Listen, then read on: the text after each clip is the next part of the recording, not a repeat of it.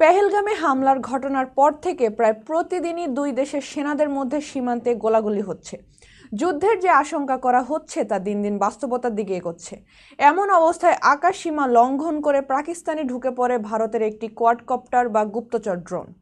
মঙ্গলবার পাকিস্তানি গণমাধ্যম express Tribune জানায়, কাশ্মীরের লাইন অফ কন্ট্রোল বরাবর ভিমবার জেলার মানাওয়ার সেক্টরে আকাশসীমা লঙ্ঘনকারী একটি ভারতীয় কোয়াডকপ্টার ভূপাতিত করেছে পাকিস্তান সেনাবাহিনী। নিরাপত্তা বাহিনীর বরাত দিয়ে প্রতিবেদনে আরও বলা হয়, কোয়াডকপ্টারটি নজরদারি চালানোর চেষ্টা করছিল।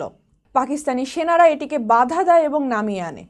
সেনাবাহিনীর সময়োপযোগী পদক্ষেপ শত্রুর সীমান্ত পেরিয়ে গুপ্তচর বৃত্তির ঘৃণ্য প্রচেষ্টাকে ব্যর্থ করে দিয়েছে। সীমান্তে যে কোনো আগ্রাসনের দ্রুত জবাব দেওয়ার জন্য পাকিস্তান সেনারা সম্পূর্ণ প্রস্তুত রয়েছে। কোয়াডকপ্টার হচ্ছে এক ধরনের ড্রোন। সামরিক ক্ষেত্রে কোয়াডকপ্টার প্রায় গোপন নজরদারি, সীমান্ত পর্যবেক্ষণ এবং গোয়েন্দা তথ্য সংগ্রহের কাজে ব্যবহৃত হয়।